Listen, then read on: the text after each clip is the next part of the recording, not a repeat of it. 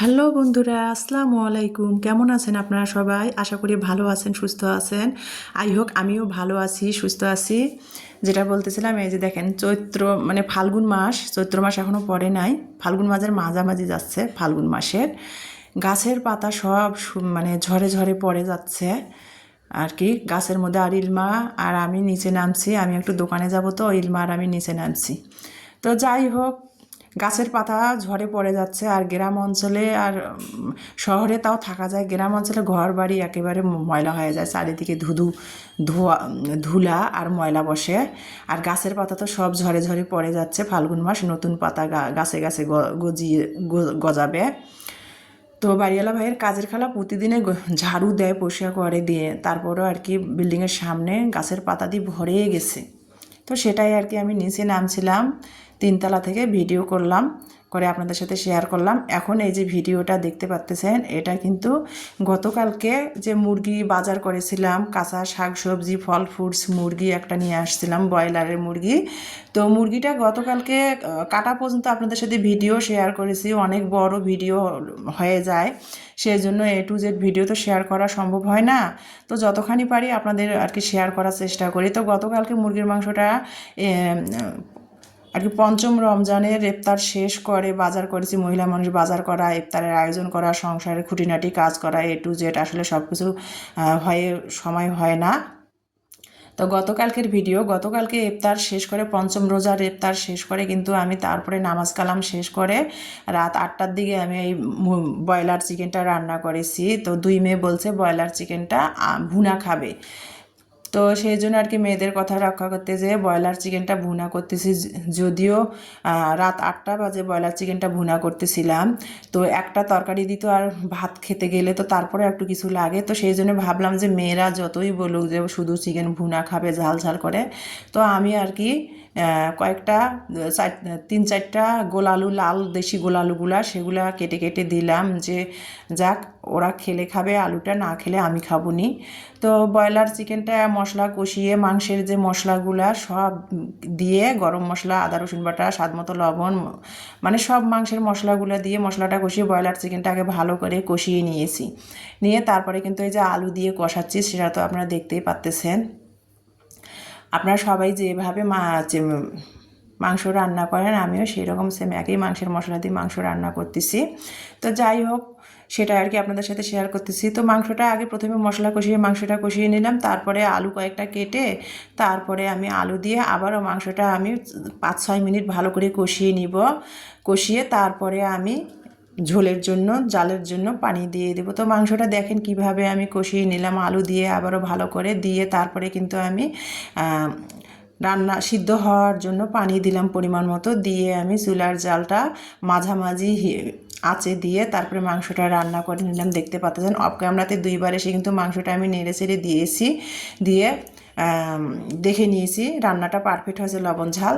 তারপরে এখন মাংসটা নামিয়ে নিলাম, চুলার জালটা বন্ধ করে দিয়ে একটু ভাজা জিরার গুঁড়ো দিয়ে কড়াই সহ রেখে দিলাম। ভাবলাম যে আর কোনো প্লেট বাটি ময়লা করব না, কড়াই সহ রেখে দেয়। আর এদিকে দুধ জাল করে নিয়েছি, হাফ কেজি দুধ জাল করে নিয়েছি। আমার তো দুই মেয়ে ভোর রাতে দুধ দিয়ে, দুধ কলা দিয়ে ভাত খেয়ে, আমার দুই মেয়ে চেহারিতে দুধ কলা দিয়ে ভাত খেয়ে রোজার নিয়াত ধরে। তো আমি একটু ভোর রাতে চেহারিতে শুধু মাংস মানে ব্রয়লার চিকেনটা দিয়ে ভাত খাবো।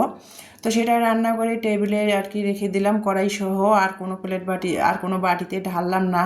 রমজানের মধ্যে কি হয় জানেন বন্ধুরা, প্লেট বাটি ধোয়াধাহি করা, মানে ধোয়াধাহি কাটা বাছা, রমজান মাসের কাজটা বেশি বেড়ে যায় আর কি। খাওয়ার চেয়ে ধোয়াধাহি কাটা বাছাটা বেশি রমজান মাসে হয়ে যায়। সব সময় থাকে কিন্তু রমজান মাসে বেশি ধোয়াধাহি কাটা বাছা কাজটা থাকে। সেজন্য আর কোনো প্লেট বাটি ময়লা না করে কড়াই সহ টেবিলে আর কি মাংসটা রেখে দিলাম, যে আমরা 3 মেয়ে তো বাসায় খাবো, কড়াই থেকে আর কি নিয়ে খাবো। তো এটা হলো গত কালকের ভিডিও ছিল চিকেন, ব্রয়লার চিকেন রান্না করার রেসিপিটা। তো আজকে সকালেই উঠে পড়েছি, আজ 6 রোজা, আজকে সকালেই উঠে পড়েছি। আজ রোজ শুক্রবার, সবাইকে জুমা মোবারক আর কি। তো সকালে 8:30টার দিকে আমি উঠে পড়েছি। আমার যে রোজ করেছি, দুধ রোজ করেছি, গ্রাম থেকে দুধ দিয়ে যায়, দেশি গরুর দুধ। সেই গোয়াল এসে আর কি, আমরা তো গোয়ালে বলি, দরজায় লক করলো 8টা বেজে।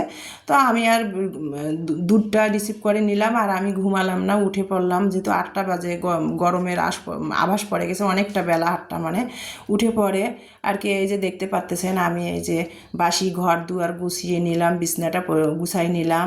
আর ইমানি তো ওর বেডরুমটা ওর নিজেই গুছিয়ে নেয়, আমার বেডরুমটা আমি গুছিয়ে বাসি ঘর দুয়ার পরিষ্কার করে তারপরে এই যে দেখতে পাচ্ছেন রান্নাঘরে চলে আসলাম। ফার্নিচারগুলো মুছছি অফ ক্যামেরাতে, মুছে তারপরে রান্নাঘরে চলে আসলাম। গতকালকে যে আমি সিমের বিচি নিয়ে আসছিলাম, সিমের বিচি 80 টাকা কেজি, আমি এখানে হাফ কেজি 500 গ্রাম আর কি, হাফ কেজি সিমের বিচি নিয়ে আসছি 40 টাকা দিয়ে। তো সিমের বিচিটা নিয়ে আসছিলাম গতকালকে, তো আর হয় নাই আর কি, বাজার করে আসতে আসতে আমার 2টা 2:30 বেজে গেছে, আর আপনাদের সাথে শেয়ার করা হয় নাই। সিমের বিচিটা ফ্রিজে রেখে দিয়েছিলাম, তো সেটা আর কি সকালে বাসি ঘর দুয়ার পরিষ্কার করে ফার্নিচারগুলো সব মুছে এখন বাজে 10টা। সিমের বিচিটা আমি পানি দিয়ে একটু ভিজায় রাখলাম, যে আধা ঘন্টার মতো 1 ঘন্টার মতো সিমের বিচিটা ভিজুক। আর গতকালকে যে আপনাদের সাথে মাংসের চিকেন মানে ব্রয়লার চিকেনটা রান্নার রেসিপি শেয়ার করলাম, সেটাই আর কি আজকে রোজ শুক্রবার সেটা আর কি খাওয়া হয়েছে। আর 3-4 টুকরা ব্রয়লার চিকেন রয়েছে, সেটা গরম করে ঢেলে নিলাম আর কি। নিয়ে তারপরে যে দেখতে পাচ্ছেন মায়ের বাড়ি থেকে আর কি বাবার বাড়ির গাছের বড়াই নিয়ে আসছিলাম। 1 সপ্তাহ আগে তো আমি বাবার বাড়িতে গেছিলাম, বড়াই নিয়ে আসছিলাম, গাছের বড়াই। তো বড়াইগুলো আমি একটু মানে আধ পাকা ছিল, রোদে 2 দিন শুকিয়ে নিয়েছি ছাদের মধ্যে। তারপরে এখন আচার বানাবো, যেহেতু সময় ছিল না, মা গাছ থেকে বড়াইগুলো আধ পাকা বড়াই পেরে দিয়েছে, আচার বানিয়ে দেওয়ার সময় পায়নি, আমার মাও সময় পায়নি। তো বড়াইগুলো আমি ছাদে 2 দিন 2টা রোদ দিয়ে শুকিয়ে নিয়েছি, বেশি আর শুকাই নাই। তো শুকিয়ে নিয়েছিলাম বড়াইগুলো, 2 দিন ধরে ভাবছিলাম যে আচার বানাবো। রমজান মাস তো, রোজা নিয়ে বাসার A to Z কাজ করা, একলা হাতে সব কিছু সামলা, মানে পুরুষের দিকটাও আমাকে সামলাতে হয়, ঘরে যে একটা হাউস ওয়াইফের কাজগুলো সেগুলোও কিন্তু আমাকে করতে হয়। এই জন্য আচারগুলো 2 দিন ধরে বানাবো করে বানা হচ্ছে না। আর বড়াই কিন্তু গাছ থেকে পেরে রোদে শুকায় কিন্তু রেখে দিলে হয় কি, বেশি দিন থাকলে বড়াইগুলো দেখা যাবে এমনিতেই কালো কালো হয়ে যায়। সেই জন্য ভাবলাম যে আজ যত কষ্টে হোক সময় বের করে নিলাম যে বড়াইয়ের আচারটা আজকে আগে বানাবো। তো এই যে বড়াইয়ের আচারটা বানাচ্ছিলাম, এখন বাজে 11টা, বড়াইয়ের আচার বানাতে বসেছি। তো বড়াইয়ের আচার বানাবো। এই যে বড়াইটা ভালো করে, যদিও আমি বাজারে কেনা বড়াই না, বাড়ির গাছ থেকে বড়াই নিয়ে আসা, তো বড়াইটাতে বেশি ময়লা নেই। আর আমি ভালো করে ছাদের মধ্যে ডালার মধ্যে শুকিয়ে নিয়েছি পরিষ্কার জায়গায়। এই জন্য বড়াইটা আমি 2টা ধোয়া দিয়ে নিলাম, বেশি ময়লা ছিল না, 2টা ধোয়া দিয়ে নিলাম। নিয়ে আর বড়াইটা বেশি শুকে ঝনঝনা হয় নাই, তো এই জন্য বড়াইটা ভিজিয়ে রাখার লাগে নাই। আমি সাথে সাথে ধুয়ে সাথে বড়াইটা 1.5 মগ পরিমাণ পানি দিলাম, দিয়ে বড়াইটা সিদ্ধ বসাই দিলাম গ্যাসের চুলায়। আর বড়াইটা আচার বানাবো যে সিদ্ধ বসাতে দিয়েছি, একটুখানি কালারের জন্য হলুদ দিয়েছি, আর পরিমাণ মতো লবণ দিয়েছি স্বাদের জন্য, দিয়ে বড়াইটা সিদ্ধ করে নিলাম 1.5 মগ পানি দিয়ে বা 2 মগ পরিমাণ পানি দিয়ে। বড়াইটা ঢাকনা দিয়ে এই যে মানে আধা ঘন্টাও হয়ে গেছে, সিমের বিচিগুলা ভিজছে। তাই ইমানিকে বললাম যে ওর যেহেতু আজকে কোচিং নাই, বা ও যে প্রস্তুতি ব্যাচে পরীক্ষা দিচ্ছে ইন্টারের, আজকে পরীক্ষাও নেই যেহেতু শুক্রবার। তো ইমানিকে বললাম যে আম্মু 11টা বাজে তুমি সিমের বিচিগুলো আমাকে ছিলে দিয়ে তুমি গোসলে যাও, আজকে জুম্মাবার, মানে জুম্মার নামাজের পরে কিন্তু নামাজ শেষ করতে হয়। তো যাই হোক, ইমানি কিন্তু আমাকে আর কি সিমের বিচিগুলো ছিলে দিল, হাফ হাফ মানে 500 গ্রাম সিমের বিচি তো বেশিক্ষণ লাগে নাই আর কি ছিলতে। তো ইমানি ছিলে দিল। তারপরে আমি এই যে চুলার মধ্যে গরম পানি বসিয়ে দিয়ে একটুখানি 1 চিমটি হলুদ দিয়ে, তারপরে সিমের বিচিটা, পানিটা বলক আসছে, সিমের বিচিটা দিয়ে একটু বলক এনে ঠান্ডা পানি দিয়ে ধুয়ে সিমের বিচিটা পানি ঝরাতে দিলাম। আর এই যে রাতের বেলা রান্না করা হয়েছিল, চুলাটা আর গ্যাসের চুলাটা পুরা ময়লা হয়ে গেছে, রান্না করলে কালো রঙের গ্যাসের চুলাটা, তো মানে কোনো কিছু দাগ ময়লা বসলে কিন্তু কালো জিনিসে বেশি বোঝা যায়। অনেকে বলে যে কালো জিনিসটা ময়লা কাটে, ভুল কথা, কালো জিনিসে কোনো দাগ ময়লা বসলে আরও বেশি বোঝা যায়। তো রান্না করেছিলাম, তো গ্যাসের চুলাটাও একটু পরিষ্কার করে নিলাম সাবান দিয়ে, পরিষ্কার করে আর কি সিমের বিচিটা যে ভাপ দিয়ে নিলাম গরম পানি দিয়ে, সেটার পানি ঝরায় বক্সে করে ফ্রিজে রাখলাম। তো বড়াইটা যে সিদ্ধ করেছি, এখন আচার বানাবো, বিট লবণ নাই। তো তো আর ইমানি বলছিল স্যুপ খাবে, কর্নফ্লাওয়ারও শেষ হয়ে গেছে। তো দোকানে গেলাম, আমি বড়াইটা সিদ্ধ করে রেখে দোকানে চলে আসলাম, পাড়ার দোকানে চলে আসলাম বিট লবণের জন্য আর কর্নফ্লাওয়ারের জন্য। ইমানি নাকি কর্নফ্লাওয়ার বাসায় শেষ হয়েছে, ও নাকি স্যুপ খাবে। তো কর্নফ্লাওয়ারের জন্য আসছি আর বিট লবণের জন্য আসছি। তো পাড়ার দোকান থেকে কর্নফ্লাওয়ার আর বিট লবণ নিয়ে বাসায় চলে আসলাম। কিছু আমি তো এই যে 5-6 কেজি করে প্রতি সিজনে মরিচ কিনে সংরক্ষণ করে সারা বছরে কাঁচা মরিচের তরকারি খাই। তো কাঁচা মরিচ কিনেছিলাম, যেগুলো পেকে গেছিলো সেগুলো কিন্তু আমি ছাদে রোদে শুকিয়েছিলাম।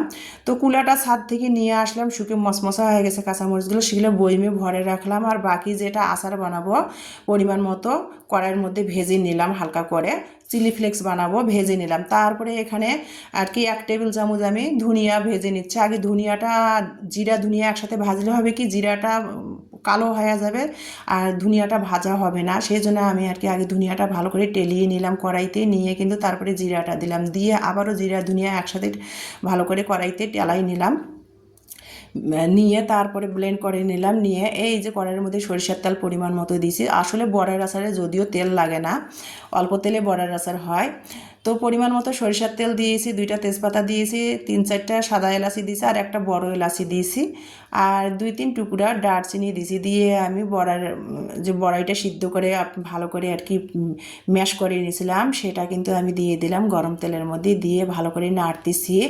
আর এখানে আমি 1 কাপ আমি আখের গুড় দিয়েছি, বাসায় যেহেতু আখের গুড় ছিল, আর আখের গুড় দিয়ে আচার বানালে কিন্তু এমনিতেই আচারের স্বাদ বেড়ে যায়। আখের গুড় দিয়েছি 1 কাপ।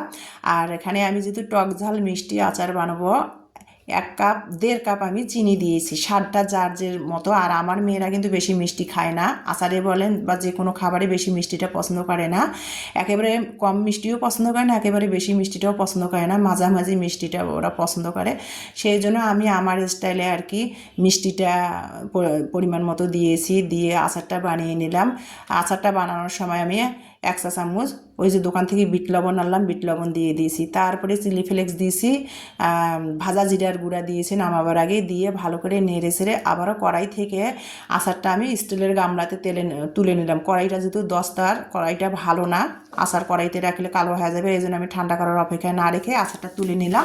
নিয়ে উপরে আবারও একটু ধনিয়া জিরা, ভাজা জিরার গুঁড়া ছিটাই দিয়ে চিলি ফ্লেক্স দিয়ে আচারটা নামিয়ে নিলাম। তো আজকে ভিডিওটা এই পর্যন্ত, সবাই সুস্থ থাকবেন, ভালো থাকবেন, আল্লাহ হাফেজ।